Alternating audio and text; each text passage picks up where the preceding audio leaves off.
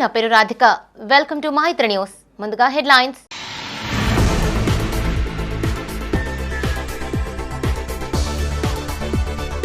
భారత మాజీ ప్రధాని మన్మోహన్ సింగ్ మృతి. ఘన నివాళులు అర్పించిన ప్రముఖులు.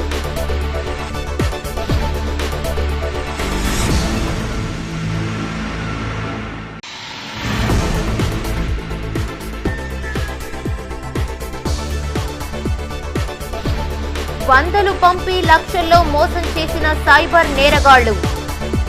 అత్యాశతో 6 లక్షలు పోగొట్టుకున్న చిరు వ్యాపారి.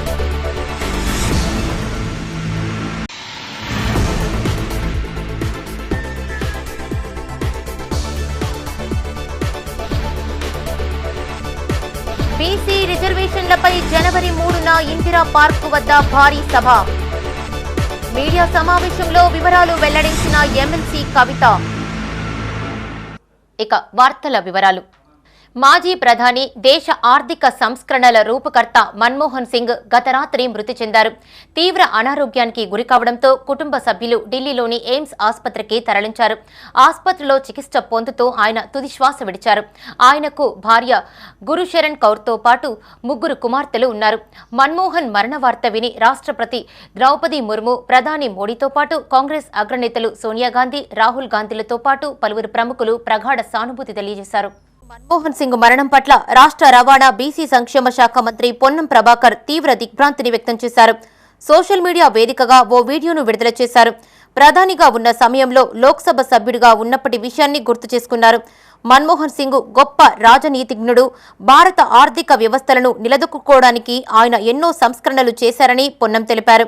2004 నుంచి 2014 మధ్య దేశ ప్రధానిగా ఆయన ఎన్నో సేవలు చేశారని చెప్పారు.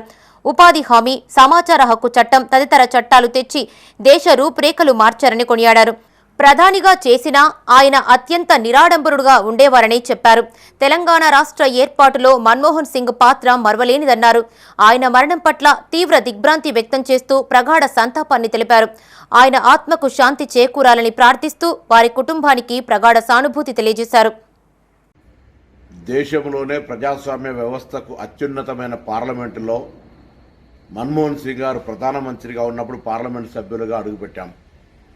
పార్లమెంటు సభ్యులంగా వారి దగ్గర నుంచి ఎంతో నేర్చుకోవడమే కాకుండా తెలంగాణ సాధనకు సంబంధించిన ఉద్యమంలో వారు చూపెట్టిన మార్గదర్శకత్వం ఈరోజు తెలంగాణ సాధనకు ఉపయోగపడ్డది. ప్రజాస్వామ్యము, పార్లమెంటు వేదిక మాత్రమే పరిమితం కాకుండా మన్మోహన్ సింగ్ గారు ఆర్థిక సంస్కరణ లోపల ప్రధాని పివి నరసింహారావు గారికి సన్నిహితంగా ఉన్నటువంటి ఒక సంస్కరణవేత్త. అంతేగాక భారతదేశంలో యూపీఏ కాలంలో 2004 నుంచి 2014 లోపల ఉపాధి హామీ పథకంతో పాటుగా విద్యా హక్కు, రైట్ టు ఇన్ఫర్మేషన్, భూసేకరణ యాక్ట్, ఇట్లా అనేకమైన చారిత్రాత్మక చట్టాలు తెచ్చినటువంటి మన్మోహన్ సింగ్ గారు మృతి పట్ల తీవ్ర సంతాపాన్ని వ్యక్తం చేస్తూ వారి కుటుంబ సభ్యులందరికీ నా ప్రగాఢ సానుభూతిని వ్యక్తం చేస్తాను. 15వ లోక్సభలో నా సహచార ఎంపీలందరి పక్షాన మేమంతా కూడా వారితో చాలా సాన్నిధ్యంగా 5 సంవత్సరాలు గడిపేటువంటి అవకాశం దొరికింది.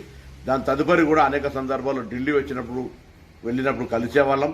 ఈ మధ్య 3-4 సంవత్సరాలుగా వారి అపాయింట్మెంట్ని మంత్రి అయిన తర్వాత కలవడానికి ప్రయత్నం చేసినాము. అనారోగ్య రీత్యా కలవలేకపోయినా వారు 92 సంవత్సరాలు అనేకమైనటువంటి అవార్డులు, అనేకమైనటువంటి కీర్తి ప్రతిష్ట సంబంధించినటువంటి గొప్ప వ్యక్తి. వారి ఆత్మకు శాంతి చేకూరాలని, వారిచ్చిన సాన్నిధ్యం భవిష్యత్ రాజకీయాల్లో తప్పకుండా మాపై ప్రభావం చూపెడుతుంది. కరీంనగర్లోని డీసీసీ కార్యాలయంలో మన్మోహన్ సింగ్ సంతాప సభ నిర్వహించారు. మానకొండూరు ఎమ్మెల్యే కవ్వంపల్లి సత్యనారాయణ, సుడా చైర్మన్ కోమటిరెడ్డి నరేందర్ రెడ్డి, మాజీ ఎమ్మెల్యే ఆరపల్లి మోహన్, కాంగ్రెస్ ఇన్ఛార్జి పురుమల్ల శ్రీనివాసులు హాజరై ఆయన చిత్రపటానికి పూలమాలలతో నివాళులు అర్పించారు. మాజీ ప్రధాని మన్మోహన్ సింగ్ మరణం బాధాకరమని, కాంగ్రెస్ పార్టీకి తీరని లోటని కవ్వంపల్లి సత్యనారాయణ, కోమటిరెడ్డి నరేందర్ రెడ్డి అన్నారు. ఆర్థికంగా అస్తవ్యస్తంగా ఉన్న దేశాన్ని గాడిన పెట్టి ఆర్థిక పురోభివృద్ధికి తోడ్పడిన మహానీయుడు అని కొనియాడారు. ప్రధానిగా ఉన్న సమయంలో తెలంగాణ రాష్ట్రం సిద్ధించిందని గుర్తు చేశారు. ప్రొఫెసర్గా, ఫైనాన్స్ మినిస్టర్గా, ప్లానింగ్ కమిషన్ డిప్యూటీ చైర్మన్గా, ఆర్బీఐ గవర్నర్గా సేవలందించారని కొనియాడారు. నిరాడంబరుగా సామాన్య జీవితం గడిపారని తెలిపారు. ఆయన హయాంలో ఆధార్ కార్డు, ఆహార భద్రతా కార్డు, 100 రోజుల ఉపాధితో పాటు అమెరికాతో న్యూక్లియర్ ఒప్పందం కుదుర్చుకున్న విషయాన్ని గుర్తు చేశారు. ఈ కార్యక్రమంలో కాంగ్రెస్ నాయకులు, కార్యకర్తలు పాల్గొన్నారు. మాజీ ప్రధాని డాక్టర్ మన్మోహన్ సింగ్ గారు గత రాత్రి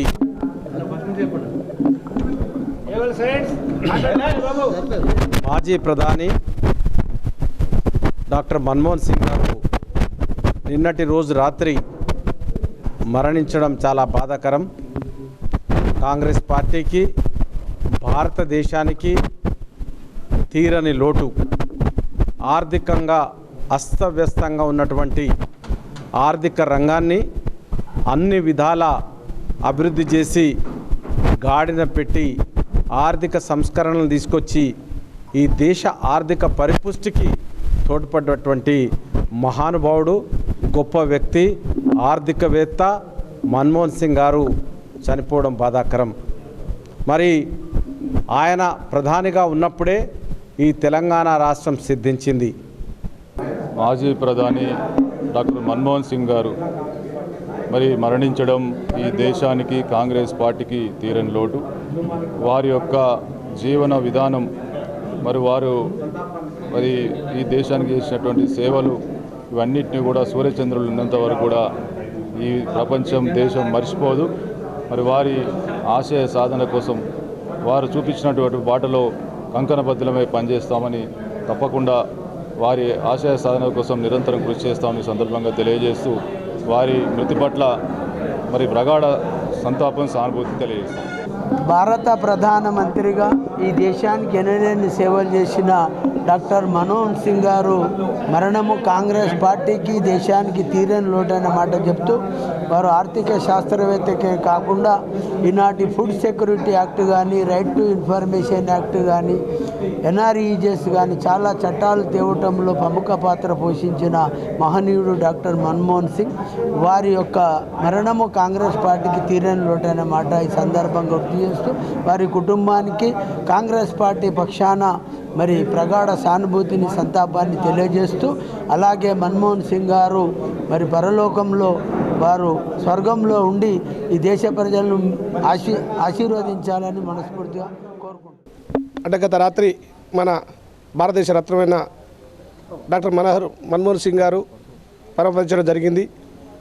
వారి మరణానికి చింతిస్తూ వారి ఆత్మకు శాంతి చేకూరాలని భగవంతుని కోరుకుంటూ ఈరోజు డిసిసి ఆఫీసులో కార్యక్రమం పెట్టడం జరిగింది.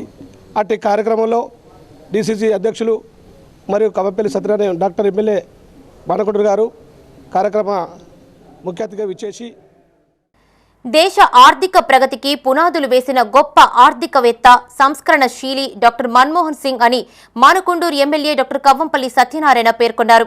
దేశ మాజీ ప్రధాని మన్మోహన్ సింగ్ మృతికి సంతాప సూచకంగా ఎల్ఎండి కాలనీలో ఎమ్మెల్యే క్యాంపు కార్యాలయంలో ఆయన చిత్రపటానికి పార్టీ నాయకులతో కలిసి పూలమాలలు వేసి నివాళులర్పించారు. ఆయన మృతికి సంతాప సూచకంగా 2 నిమిషాలు మౌనం పాటించారు. మన్మోహన్ సింగ్ మృతి దేశానికి దిగ్భ్రాంతి కలిగించిందని కవ్వంపల్లి సత్యనారాయణ అన్నారు. ఆయన మరణంతో దేశం ఒక గొప్ప ఆర్థిక మేధావిని కోల్పోయిందన్నారు. 1991లో పివి నరసింహారావు ప్రభుత్వంలో ఆర్థిక మంత్రిగా బాధ్యతలు చేపట్టినప్పుడు దేశ ఆర్థిక వ్యవస్థ దివాళాకు దగ్గరగా ఉందని, అలాంటి అమానకర పరిస్థితుల నుంచి గర్వంగా తలెత్తుకునేలా దేశాన్ని ఆర్థికంగా శక్తివంతం చేసిన ఘనత మన్మోహన్కే దక్కుతుందని చెప్పారు.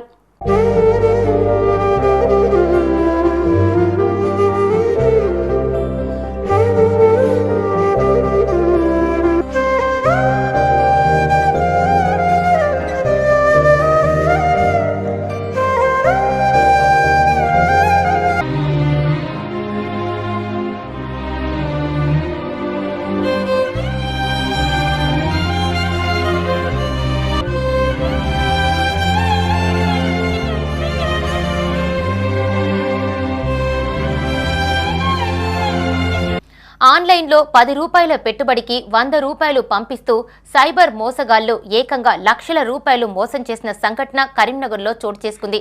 ముందుగా చిన్న మొత్తంగా డబ్బులు పంపగా రిటర్న్స్ ఇస్తూ నమ్మించిన సదరు వ్యక్తి ఏకంగా 5 లక్షల రూపాయలు పెట్టుబడి పెట్టి పోగొట్టుకున్నాడు. తీరా బ్యాంకు లోన్ కోసం ప్రయత్నించగా గుర్తించిన పోలీసులు కౌన్సిలింగ్ అందించి మరో 5 లక్షలు పోగొట్టుకునేందుకు సిద్ధమవుతున్న ఆ వ్యక్తిని కౌన్సిలింగ్ అందించి డబ్బులను కాపాడారు. ఇంతకీ ఈ ఘరానా మోసం ఎక్కడ జరిగిందో తెలుసుకునేందుకు watch this story. Karimnagar tower circle ప్రాంతంలో చిరు వ్యాపారి అఖిల్ అనే వ్యక్తికి ఈ నెల 17న వాట్సాప్ లింక్ మెసేజ్ వచ్చింది. గ్లోబల్ మార్కెట్లో ట్రేడింగ్లో పెట్టుబడులు పెడితే త్వరగా రెట్టింపు డబ్బులు వస్తాయని నమ్మించారు. ఆ లింకును ఇన్స్టాగ్రామ్ ద్వారా ఓపెన్ చేసిన అఖిల్ మొదట 1000, 2000 వంతున దఫాలుగా మొత్తం 5,90,000 రూపాయలు పెట్టుబడిగా డబ్బులు సైబర్ నేరగాళ్లు సూచించిన ఖాతాకు పంపించాడు. మొదట 4,000 రూపాయలు ఇన్వెస్ట్ చేయగా 6,600 రూపాయలు తన ఖాతాకు జమయ్యాయి. ఇది నమ్మిన అఖిల్ కొద్ది రోజులుగా డబ్బులు ఇన్వెస్ట్ చేస్తూ పోయాడు.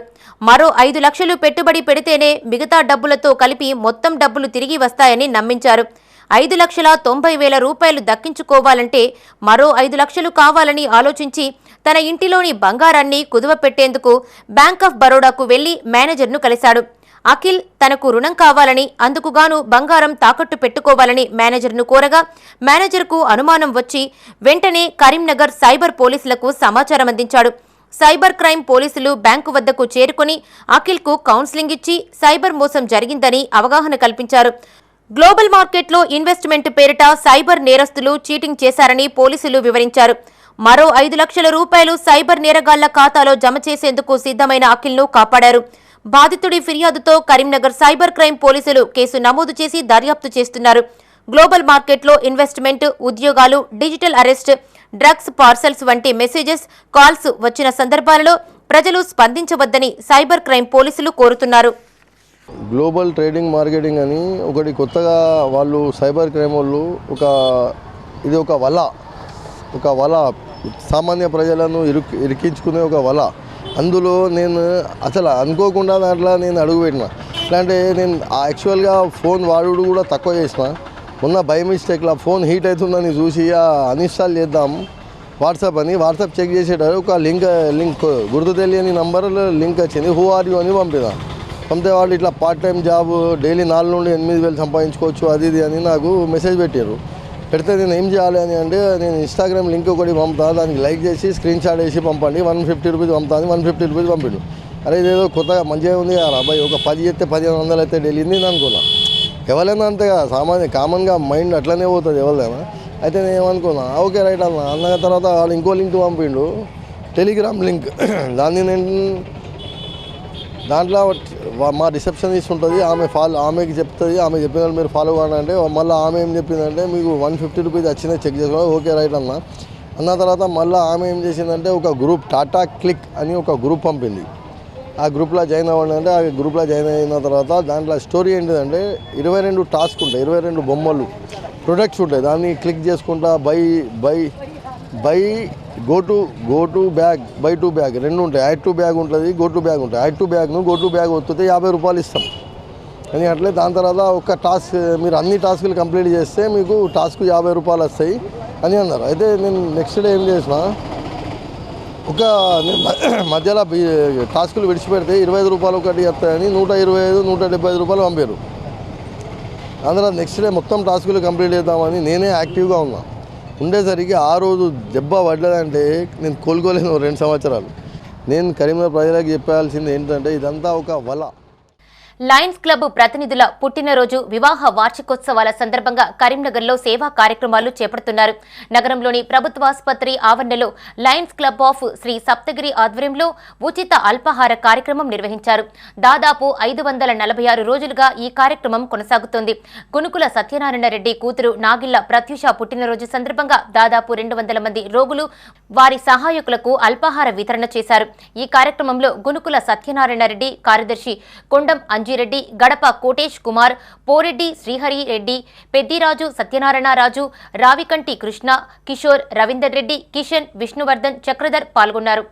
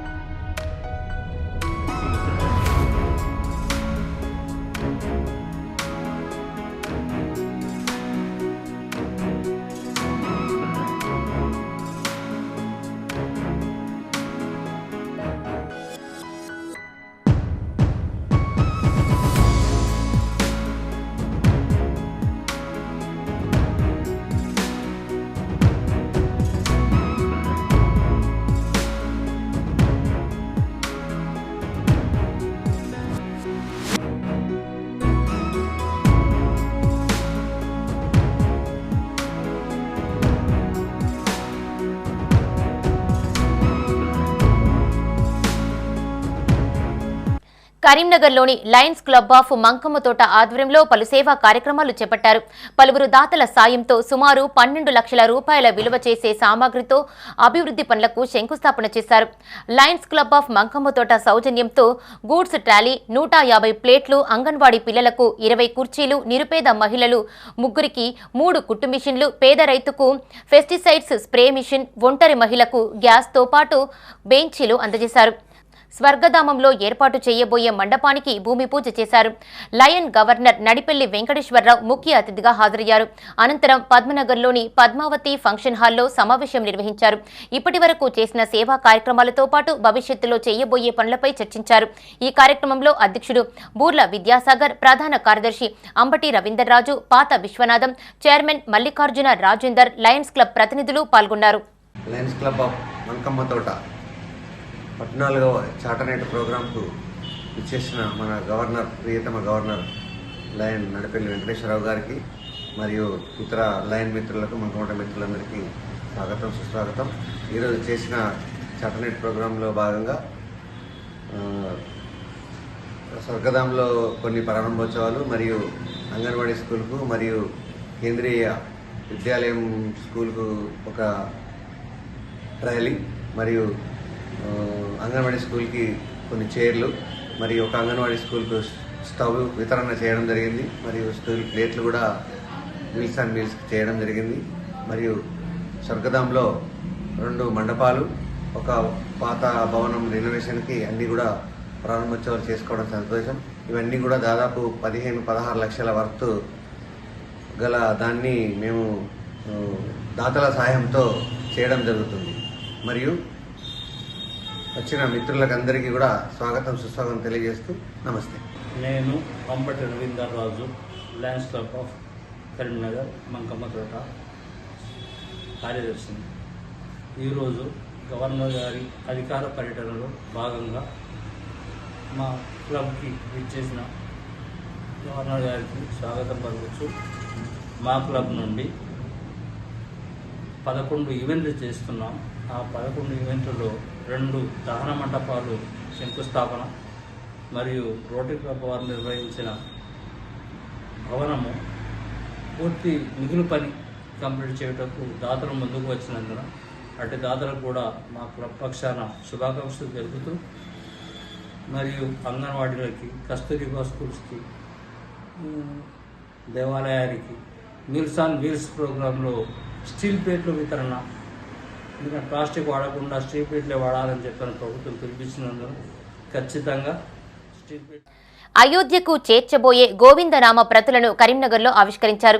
నగరంలోని రామ్ నగర్ అభయాంజనేయ స్వామి ఆలయంలో జిల్లా విశ్వ హిందూ పరిషత్ ఉపాధ్యక్షుడు బొమ్మకంటి కిషన్ ఆధ్వర్యంలో ఈ పత్రులను భక్తులకు అందజేశారు. గోవిందనామ ప్రచార సేవా సంఘం విజయవాడ కేంద్రంగా కొనసాగుతోంది.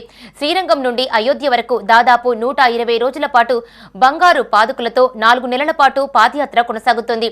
అయోధ్య రాముల వారికి సమర్పించేందుకు తరలి వెళ్తూ ఉండగా త్వరలో కరీంనగర్కు ఈ రథం రానుందని బొమ్మకంటి కిషన్ తెలిపారు.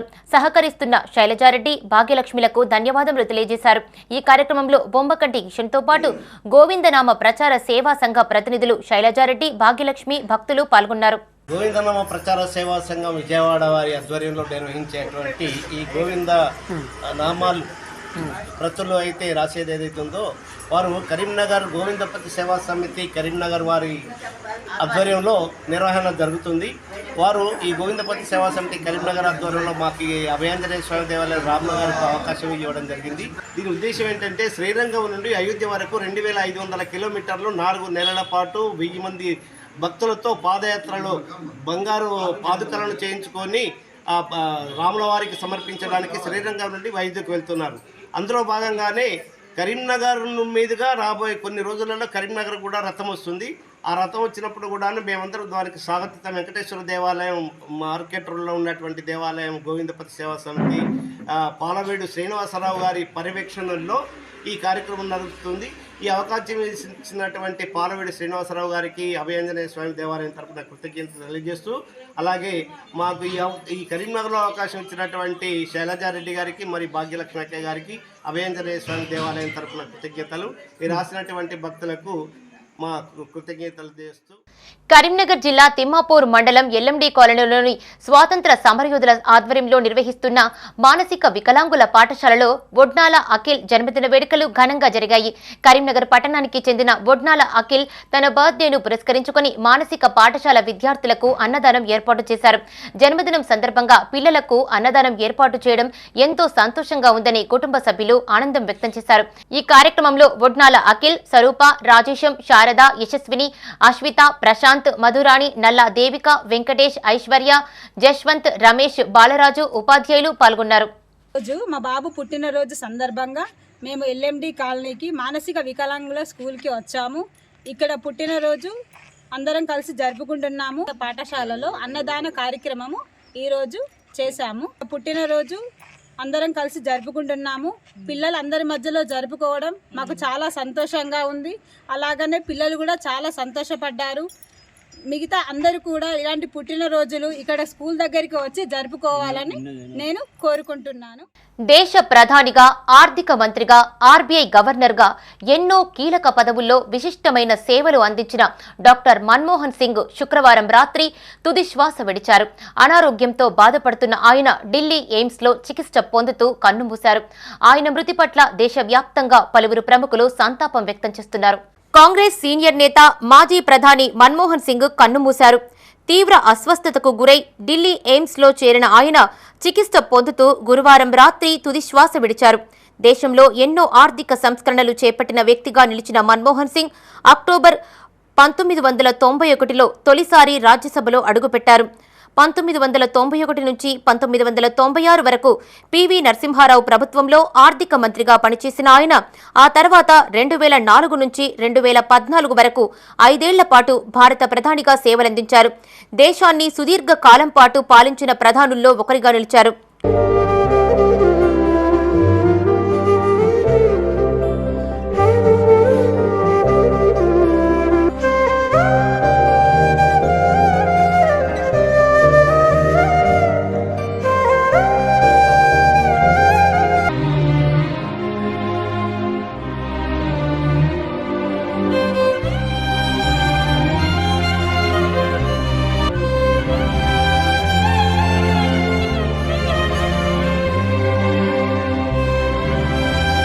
ప్రముఖ ఆర్థికవేత్త, మాజీ ప్రధానమంత్రి డాక్టర్ మన్మోహన్ సింగ్ మరణం పట్ల ముఖ్యమంత్రి రేవంత్ రెడ్డి తీవ్ర దిగ్భ్రాంతిని వ్యక్తం చేశారు. ఆయన మరణం పట్ల ప్రగాఢ సంతాపాన్ని తెలియజేశారు. డాక్టర్ మన్మోహన్ సింగ్ మరణంతో దేశం ఒక గొప్ప నాయకుడిని కోల్పోయిందని అన్నారు. ఆయన ఆర్థిక శాఖ మంత్రిగా ఉన్నప్పుడే దేశంలో ఆర్థిక సంస్కరణలకు శ్రీకారం చుట్టారని పేర్కొన్నారు. ఒక ఆర్థికవేత్తగా, ఒక అధ్యాపకుడిగా, రిజర్వ్ బ్యాంక్ గవర్నర్గా, రాజ్యసభ సభ్యుడిగా, ప్రతిపక్ష నాయకుడిగా, ప్రధానమంత్రిగా దేశానికి ఎనలేని సేవలు అందించారని కొనియాడారు. యూపీఏ ప్రభుత్వానికి నాయకత్వం వహించి 10 ఏళ్ల పాటు ప్రధానమంత్రిగా ఆయన దేశంలో అనేక వినూత్న కార్యక్రమాలకు శ్రీకారం చుట్టారని పేర్కొన్నారు. డాక్టర్ మన్మోహన్ సింగ్ మరణం పూడ్చలేనిదని అన్నారు. మన్మోహన్ సింగ్ ఆత్మకు శాంతి చేకూరాలని ఆ భగవంతుడిని ప్రార్థిస్తూ వారి కుటుంబ సభ్యులకు సానుభూతి తెలియజేశారు. ఈ కార్యక్రమంలో దేశ ప్రధాని మోదీతో పాటు పలువురు ప్రముఖులు సోషల్ మీడియా వేదికగా ఆయన మృతి పట్ల సంతాపం తెలిపారు.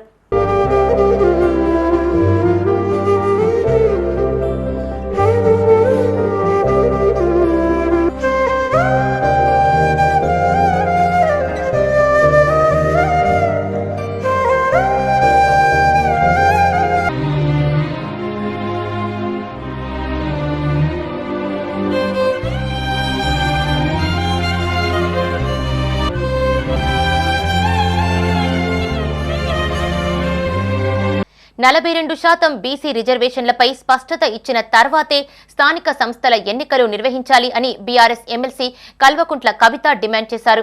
ఇదే అంశంపై వచ్చే ఏడాది జనవరి 3న సావిత్రిబాయి పూలే జయంతి సందర్భంగా బీసీ సంఘాలతో కలిసి ఇందిరా పార్కు వద్ద భారీ సభ నిర్వహిస్తాం అని కవిత పేర్కొన్నారు. జనాభాలో సగానికి పైగా బీసీలు ఉన్నారని, కానీ 42% అని కాంగ్రెస్ ఎలా చెబుతోందో అంతుపట్టడం లేదన్నారు. రిజర్వేషన్లు పెంచుకుంటే ఎన్నికలు జరగనివ్వమని, మండల కేంద్రాల్లో, జిల్లాల్లో నిరసన ప్రదర్శనలు చేస్తామని కవిత పేర్కొన్నారు.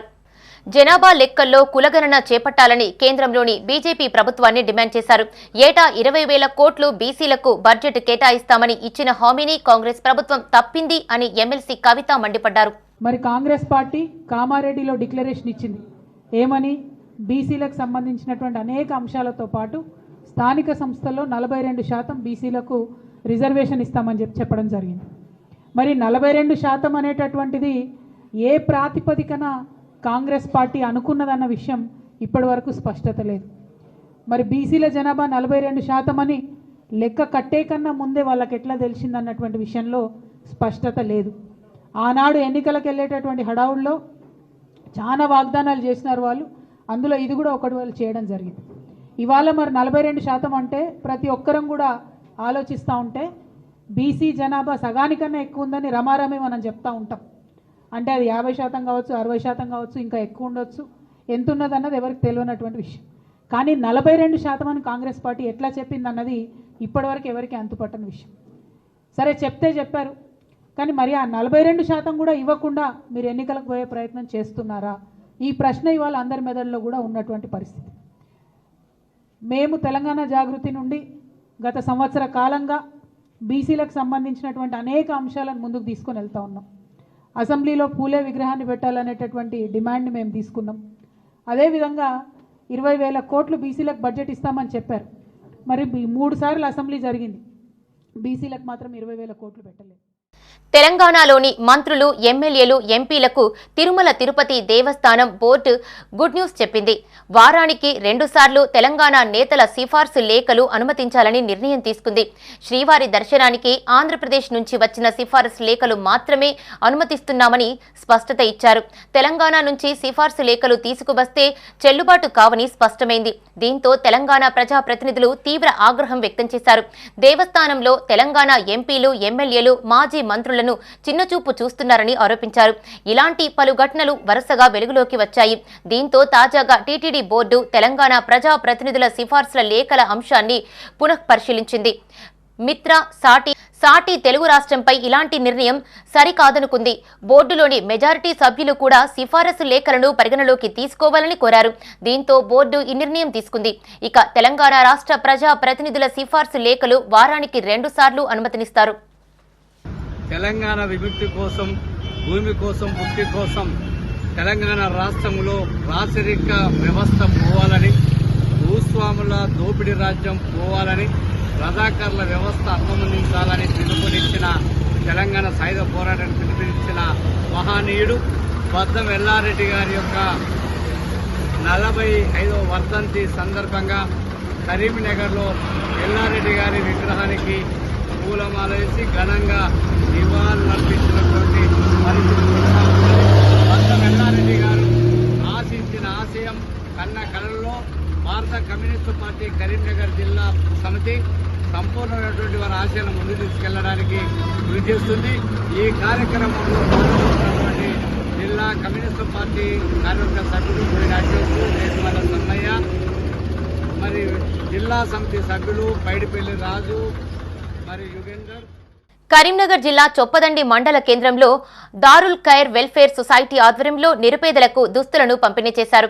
ఈ సందర్భంగా Darul Khair welfare society chairman doctor Quddus మాట్లాడుతూ ప్రతి ముస్లిం తన సంవత్సర ఆదాయంలో 2.5% అల్లాహ్ మార్గంలో అవసరమున్న వారికి, పేదవారికి సహాయం చేయాలన్నారు. అలా కొంతమంది ముస్లిం సోదరుల సహాయ సహకారాలతో ఈ కార్యక్రమాన్ని చేపట్టామన్నారు. ఈ కార్యక్రమంలో ముస్లిం సోదరులు పాల్గొన్నారు.